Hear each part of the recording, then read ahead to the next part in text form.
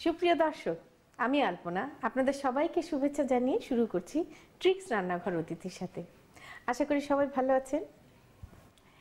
আজকে আমার যেই রান্না আপনাদের জন্য, সেই রান্নাটা শুরু করার আগে একটু এর সম্পর্কে বলেন। এটা হচ্ছে আমার দেশের বাড়ির রান্না। অনেকেই হয়তো আমাকে মনে করেন আমি ওই পারের, আসলে আমি কিন্তু খাস ঢাকার মেয়ে। আমি হচ্ছি ঢাকার পুরনো রাজধানী সোনারগাঁয়ের মেয়ে। হ্যাঁ, আমাদের দেশ ঈশাখার আমলের রাজধানী সোনারগাঁ। সেই সোনারগাঁয়ের ট্র্যাডিশনাল টমেটোর খাট্টা আজকে আপনাদেরকে শেখাবো। অনেকেই টমেটোর টক রান্না করে থাকেন চিনি দিয়ে, কালো জিরা ফোড়ন দিয়ে, রসুনের বাগার দিয়ে, কিন্তু এই সোনারগাঁয়ের খাট্টাটা না মাছ দিয়ে রান্না করা হয় এবং অসাধারণ স্বাস্থ্যকর খেতে। এই টমেটোর খাট্টা রান্না করার আগে চলুন একটু দেখে আসি এটা রান্না করতে কি কি উপকরণ লাগে। টমেটোর খাট্টা তৈরি করতে আমাদের লাগবে টমেটো ফালি 2 কাপ, পুঁটি মাছ 1 কাপ, সরিষার তেল 1 টেবিল চামচ, হলুদ গুঁড়ো সামান্য পরিমাণ, মরিচ গুঁড়ো সামান্য পরিমাণ, রসুন কুচি 2 টেবিল চামচ, পেঁয়াজ কুচি আধা কাপ, রসুন বাটা আধা টেবিল চামচ, আদা বাটা আধা টেবিল চামচ, রাঁধুনি বাটা আধা চা চামচ, কাঁচামরিচ ফালি 6-7টি, চিনি 2 চা চামচ এবং লবণ স্বাদ মতো। দেখলেন তো কি কি লাগে। আমরা এখন রান্নায় চলে যাই। এই বিশেষ খাট্টাটা খাওয়ার জন্য একটু টেস্ট অ্যাকোয়ার করা লাগে, কারণ সাধারণত সবাই খুব একটা মাছ দিয়ে খাট্টা খেয়ে অভ্যস্ত না।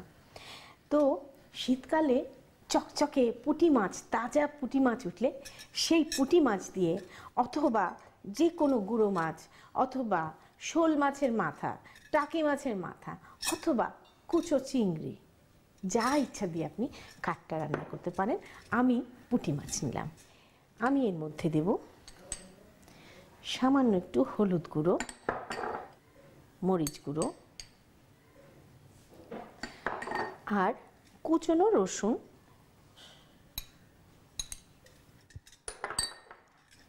কুচনো পেঁয়াজ,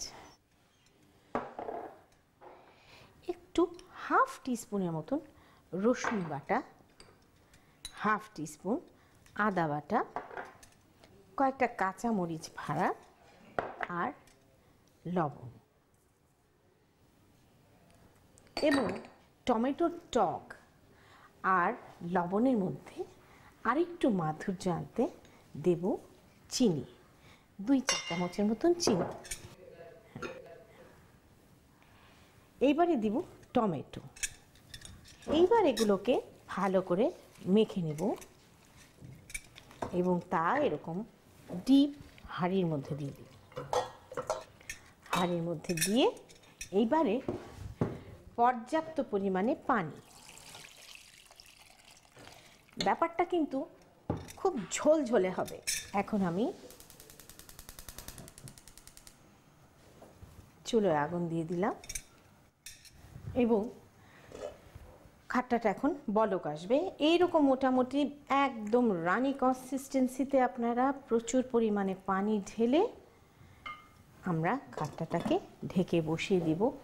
এর মধ্যে এটা বলক আসবে এবং বলক আসলে আঁচ মাঝারি করে একে আপনারা অন্তত 20 মিনিট সিদ্ধ হতে দিবেন।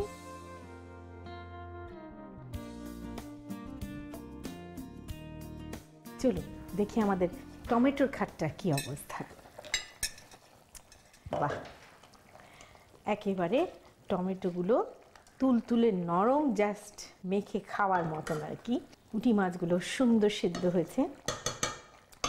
এখন আমি এটা ফিনিশিং দেব বাগার দিয়ে। তার আগে চুলোটা অফ করে দিই এবং এতে এখন আমি দেব যেটা রাঁধুনি বাটা। আপনারা মনে করবেন না রাঁধুনির গুঁড়া মশলা। রাঁধুনি একটি মশলা, সেটা জৈনের মতো বা জিরার অর্ধেক সাইজের ছোট ছোট গুঁড়ি গুঁড়ি। এই রাঁধুনি বাটা এই আধা চামচের মতন আমি দিয়ে দিলাম। অসাধারণ একটা মাত্রা আনবে এই খাট্টার মধ্যে। এইবার আমরা এটাকে বাগার দেব। বাগার দেওয়ার জন্য সর্ষের তেল,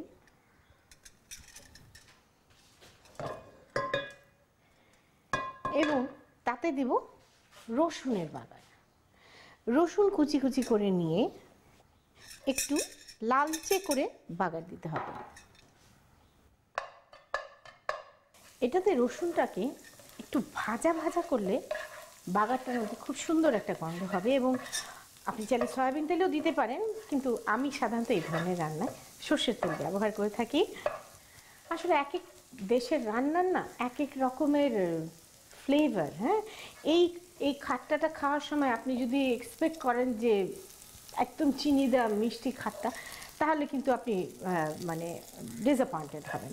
এটা হচ্ছে মাছের ঝোলের কনসিস্টেন্সি, তার সাথে আবার টমেটো এবং একটু টক টক মিষ্টি মিষ্টি, অসাধারণ একটা ফ্লেভার, এবং রাঁধুনির গন্ধটা যে মানে একদম একটা দেশীয় ফ্লেভার নিয়ে আসে। আমরা এখন রসুনগুলো ভাজা ভাজা হয়ে গেছে,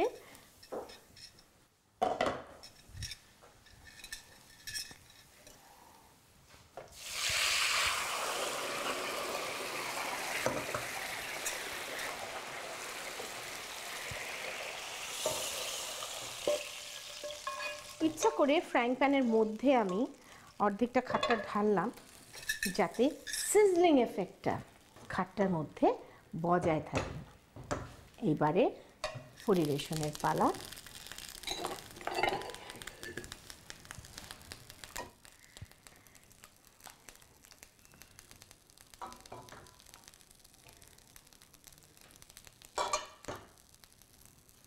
গ্রাম দেশে গরিব মানুষদের খুব সহজ খাওয়া, যখন নাকি টমেটোর প্রাচুর্য থাকে, টমেটোর দাম কমে আসে এবং পুঁটি মাছ সহজে সহজলভ্য গ্রাম দেশে, সেই পুঁটি মাছ দিয়ে ওদের হয়তোবা একবেলা শুধু খাট্টা দিয়ে খাওয়া হয়। আপনারা করে দেখুন, সেই খাট্টা অসাধারণ সোনার গায়ের টমেটোর খাট্টা তৈরি হয়ে গেল।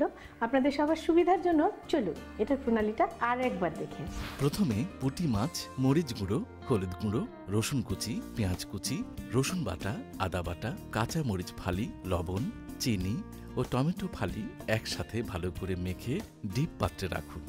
এবারে এতে পানি দিয়ে ঢেকে 20 মিনিট জাল দিন। তারপর এর মধ্যে রাঁধুনি বাটা দিয়ে নেড়ে মিশিয়ে দিন। এবার একটি প্যানে সরিষার তেলের মধ্যে রসুন কুচি দিয়ে নেড়ে ভেজে নিন। তারপর এতে তৈরিকৃত টমেটোর মিশ্রণ দিয়ে সামান্য জাল দিয়ে আবারও ডিপ পাত্রে ঢেলে রাখুন। সবশেষে পাত্রে তুলে পরিবেশন করুন টমেটোর খাট্টা।